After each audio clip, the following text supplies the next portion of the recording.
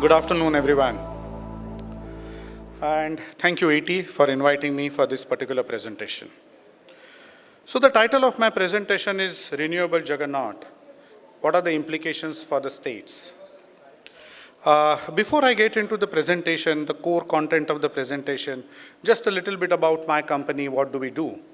So Idam Infrastructure Advisory, we are a management consulting and a solutions company, which operate primarily in the area of renewable energy, energy efficiency, and climate change. If you see our logo, there is Earth at the center. There are 5 small circles, which represents 5 basic elements: air, fire, water, earth, and space. And the green fringe represents churning. And Idam is a Sanskrit word which literally means this or it. And we say this is the earth that we need to keep stable or sustainable. And since our inception, which is around 10 years back, we have been working only in the space of renewable energy, energy efficiency, climate change. We have 3 verticals. One is a What Guru that deals with the IT solutions, again, energy utilities sector. Idam, that is a consulting practice. Infra-G, which is a geospatial data management solutions practice. Clients, as one would expect from the consulting and the solutions company, we have got a wide set of clients: government sector, funding agency, public, private sector.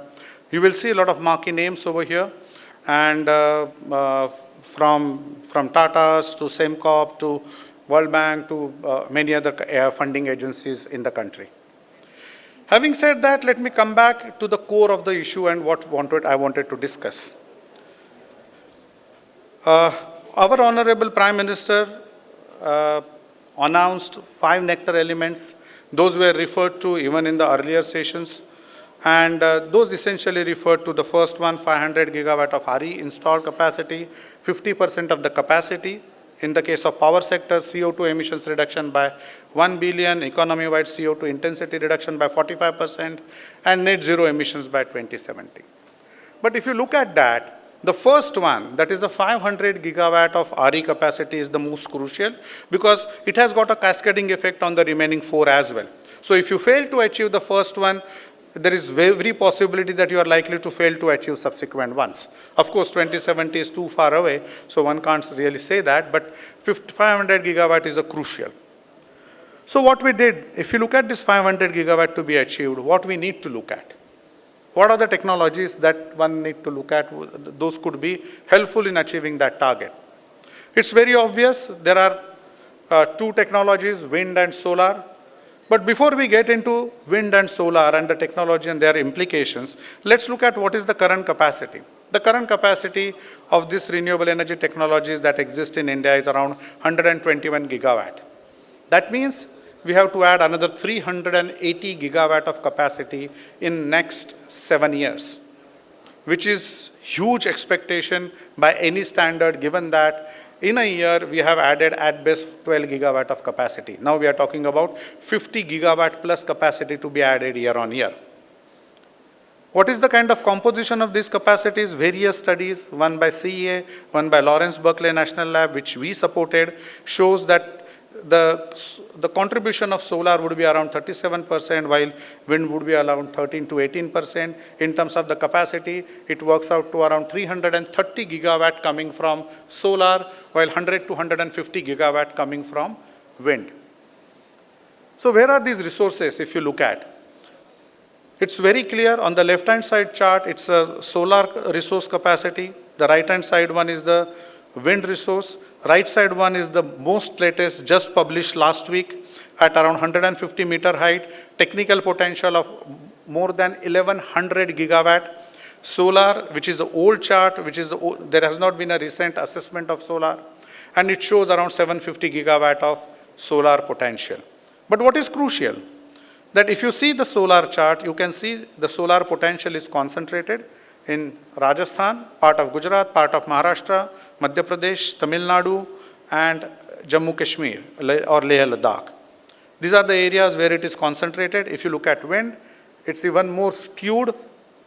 The potential is in Gujarat, Rajasthan, Maharashtra, Karnataka, Tamil Nadu, and part of Andhra Pradesh, and part of Leh Ladakh. So it's very obvious if you look at that, if the country has to achieve this target of 500 gigawatt, these 6-7 states are going to play the most crucial role. And achievement or success or failure of achieving this target would depend on these states. Which are these states? Gujarat, Karnataka, Maharashtra, Rajasthan, Tamil Nadu and Andhra Pradesh. Having said that, so what we did? So we really looked at these states, the 4 of these states, and did the study. What we did is that we looked at a least cost generation mix for the states, 4 states, and we did the system expansion and hourly operational dispatch modeling for the states, and we identified what are the policy and regulatory imperatives. So this is what is the implication for the states of 500 gigawatt target. It's crucial for this 5-6 states. What is the kind of share of these states? It's huge. RE generation currently, these states have got 61% share, potential 45% share. If we just add Tamil Nadu, it will be more than 50% share. In terms of generation, energy consumption, it's huge. Just 4 states put together consume more than 33% of the total energy consumption in the country. I will straight come to the result, and then I will get little bit, do the deep dive into the results. What did we find? The 4 states, what kind of capacity addition they can do? One of the most important, so no coal investment is feasible in these 4 states till 2030. We don't know beyond 2030, we haven't done that analysis, but it's unlikely to be viable because by that time the variable cost of generation of the coal would be even higher. So the no coal investment is cost effective through 2030 with adequate storage, and the storage capacity I will come to in a little while.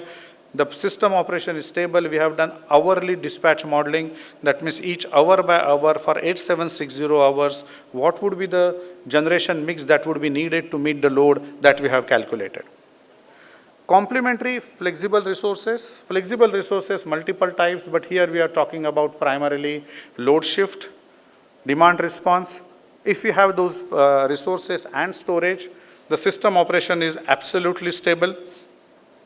What would be the share of RE, what we call typically the renewable purchase obligation? So what is the kind of a renewable purchase obligation the states would have by 2030, or they would be able to meet? The Gujarat would be 38%, Karnataka whooping 73%, Maharashtra 30%, Rajasthan 45%. The states would continue to be the RE importers, or states would continue to be the importers of the energy, because there could be export from the other kind of states which could produce coal energy at a little bit lower cost, the states like Chhattisgarh, Odisha, Madhya Pradesh. So there could be some import from these states into these states that are under study. But another very important point to be noted, we have, you would see what is the impact of the APPC of these states. APPC is average power purchase cost, and which actually determines the tariffs applicable to the consumers, tariffs paid by the consumers. And in all 4 states, you would see reduction in tariffs or reduction in APPC. And here we have taken reasonable cost, reasonable escalation for the coal cost assumptions, reasonable escalations on the inflation, reasonable kind of assumptions on the foreign exchange variation. So after taking into account all these things, what you would see is the reduction in APPC. It's not significant in case of Rajasthan and Gujarat and Maharashtra, but you would see the impact in the case of Karnataka. From 3 rupees 66 paise straight to 2 rupees 96 paise. And why this is happening? This is happening because of the huge integration of the renewable energy into the system that they have. Karnataka is particularly aided because it has got a lot of hydro resources to be able to manage renewables very well. But even if you don't have, you would be able to manage the systems at least till 2030 without significant challenges. Many a times, renewables are blamed. And renewables are blamed because, and everyone says that, if you take out coal capacity, you would need a lot of battery capacity, right? Or storage capacity. What kind of a storage capacity that is needed over here? So if you see Karnataka and Gujarat, it's a 3 gigawatt, not significant.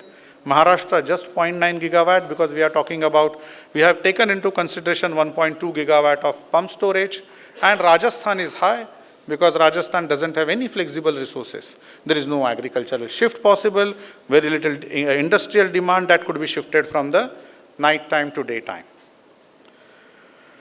Colorful charts, but essentially the same thing what I essentially said earlier in the earlier slide, in terms of the states would be importer, Karnataka would be neutral, close to neutral, very little import. But if you see Maharashtra, very high import, because because of the imported energy is cheaper than the coal-based energy within the state, and whatever you do to primary least cost capacity addition, still the capacity addition is not going to be significant.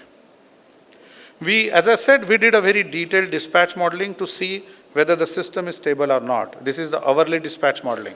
So to see at every hour what is the kind of generation mix that is needed to meet the load that the state would face, and what kind of a load, net load, and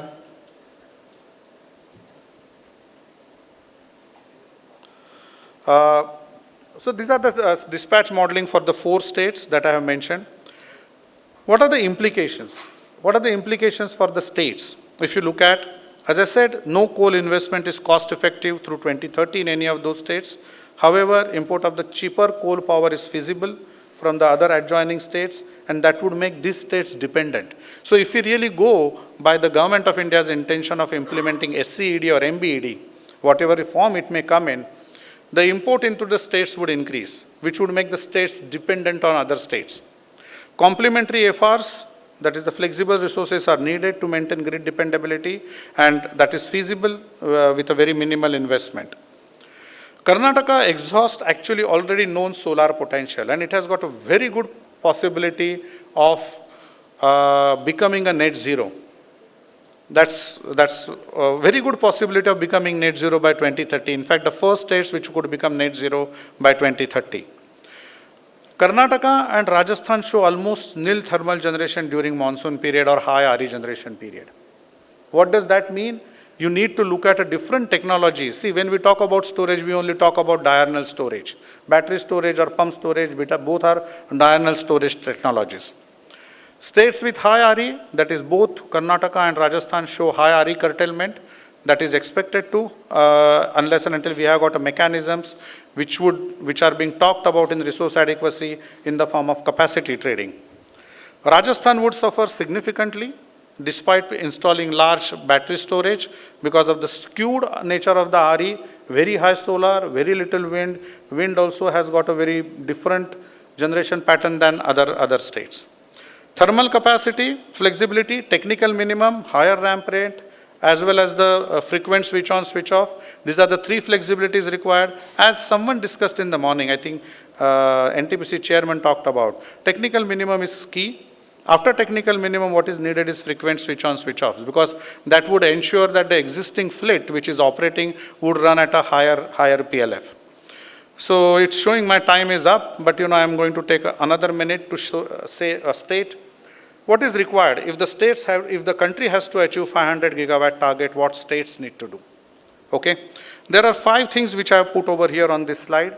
Resource availability, I think the wind resource assessment has been done by the government very recently, but the solar resource assessment, every state need to identify the locations where there is a good solar resource.